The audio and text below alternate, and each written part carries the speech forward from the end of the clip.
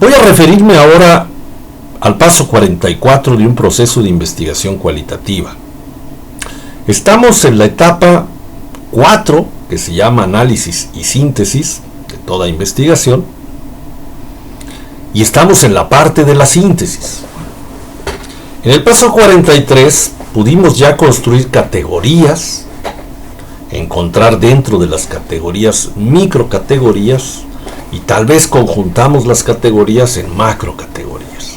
De modo que estamos preparados ahora para relacionar las categorías. Al relacionar las categorías en este paso 44, lo que vamos a hacer es una interpretación más fina, casi diría yo es la interpretación más importante, porque es la que va finalmente, al relacionar las categorías, a develar la estructura de la realidad en forma esquemática que nos va a permitir contestar la pregunta de investigación.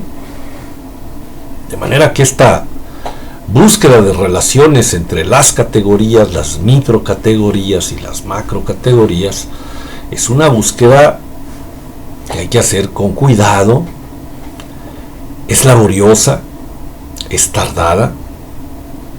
Hay que ponderar en esas relaciones cuáles valen la pena de subrayar, porque tal vez encontremos relaciones, pero que no constituyen elementos importantes estructuralmente hablando en términos de relación.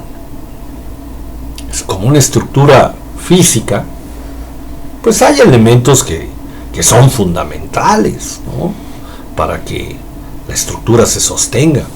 Y hay otros elementos que sí son importantes, pero no tienen el mismo tamaño. Entonces hay que ponderar también en el ámbito de la investigación de todas las posibles relaciones que se van a dar o que vamos a encontrar, cuáles son realmente muy sustantivas para contestar la pregunta. Tenemos que recordar que la pregunta de investigación es la que guía todo el proceso y por lo tanto es la que guía este último paso antes de develar la estructura de realidad que hemos venido investigando. Voy a dar un ejemplo real de una de las investigaciones que yo he realizado. Algo mencioné antes en otro video respecto de un viaje hecho a la India, observando a 64 alumnos en procesos universitarios de formación profesional. Y obviamente durante estos 25 días por 9 ciudades, pues no había un campus, no había las prácticas tradicionales que se dan en el aula dentro de una universidad.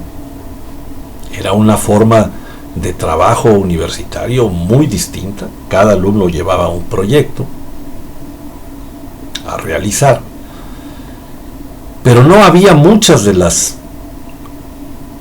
realidades que se dan dentro de un campus universitario.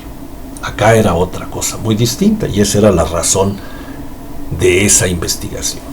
La pregunta de investigación en ese entonces, estoy hablando del 2007, era de qué manera construyen conocimiento los alumnos en viaje de estudio a través de la India, porque nos interesaba muchísimo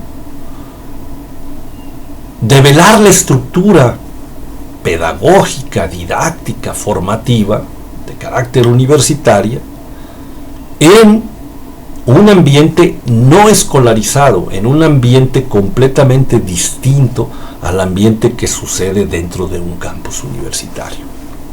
Esa era la razón de la investigación.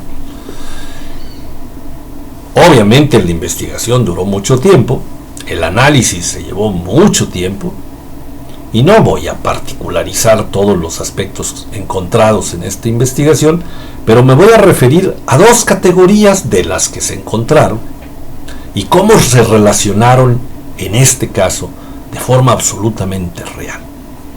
para entender esta naturaleza de la investigación en el paso 44, que es la de relacionar las categorías. Había dos categorías, había más, pero voy a referirme a dos. Una se llamaba prácticas educativas, es decir, una enorme cantidad de prácticas educativas que sucedieron durante el viaje, que fueron conjuntadas en una categoría. Y en esta categoría había dos microcategorías: las prácticas educativas, que se parecían mucho a las prácticas que suceden dentro de un aula universitaria, y prácticas educativas que se distinguían fundamentalmente de las prácticas tradicionales dentro de un campus. Así, por ejemplo, una práctica muy parecida al aula pues era que se reunían los alumnos en la habitación de uno de los profesores en un hotel para hacer un microseminario respecto de lo que había venido sucediendo en los últimos 3-4 días en relación con cada uno de los proyectos. Prácticamente era un seminario como si fuera un aula. No era un aula, era una habitación de hotel, pero se reproducía en buena medida o se parecía mucho a una práctica educativa como suceden en las aulas universitarias. Y doy otro ejemplo de las prácticas educativas que serán totalmente distintas. Por ejemplo, en un parque, una reunión de alumnos a propósito de estar esperando que salieran de uno de los lugares donde se estaban visitando el resto de los alumnos, y entonces ahí unas fritangas con unas nieves raspadas, se fueron juntando los alumnos y los profesores y se empezó a dar una especie de seminario de forma totalmente informal.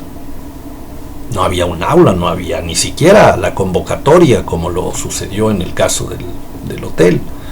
No, pues se fueron reuniendo ahí y así sucedió ahí un microseminario, una reflexión conjunta entre profesores, alumnos, en un parque de una manera completamente libre, ¿no? Esta es una de las categorías, estoy mencionando dos de las microcategorías dentro de esa categoría que yo llamé prácticas educativas. Hay otra categoría que salió dentro de la investigación que tiene que ver con el ejercicio del poder del profesor, el ejercicio del poder. Y dentro de esta categoría, que yo le llamé ejercicio del poder, había dos microcategorías. Una que tenía que ver con los poderes tradicionalmente otorgados por las instituciones educativas, el poder formal, que es el que dice quién es el maestro, el poder coercitivo, que es el que la institución le otorga al maestro porque le otorga el atributo de calificar y de reprobar o de pasar, etc. Y el poder de recompensa, que también lo otorga la institución porque el maestro puede dar puntos extras, puede reconocer el trabajo de un alumno, etcétera, etcétera. Esta era una microcategoría. Poderes otorgados por las instituciones educativas. Y había otra microcategoría que eran los poderes que otorgan los alumnos. Entonces ahí estaba el poder referente, que es el poder del carisma, el poder que tiene un profesor porque los alumnos les interesa, porque les atrae su forma de trabajar, porque, voy a decirlo de manera un poco tonta, pero para explicarlo, es el poder que tiene Shakira sobre sus seguidores. ¿Por qué? Pues porque la siguen, punto, ¿no? Es un poder referente.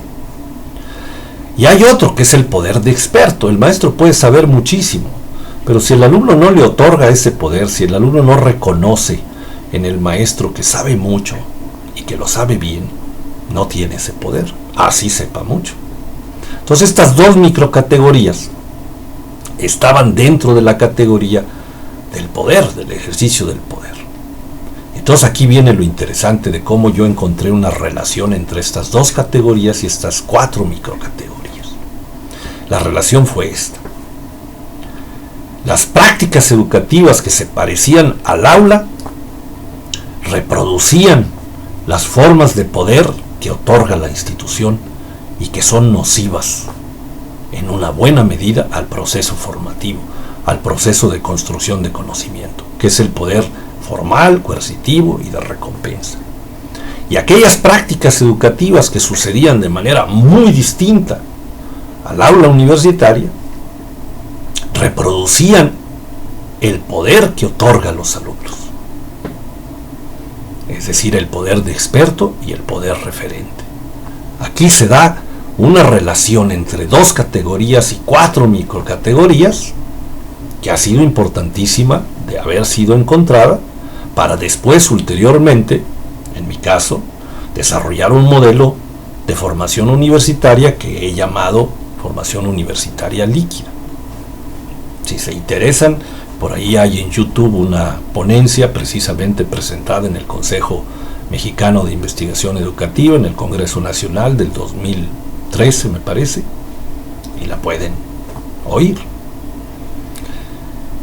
Esta es la relación que yo encontré, como otras, obviamente estoy señalando solo una para explicar cómo se relacionan las categorías o microcategorías en un proceso que hay que desarrollar como paso 44 de un proceso de investigación cualitativa y que es el corazón de la síntesis, porque esta última interpretación, esta última búsqueda de relacionar categorías, microcategorías y macrocategorías es la que va a permitir finalmente encontrar la estructura de la realidad que estamos investigando y desde ahí contestar la pregunta de investigación.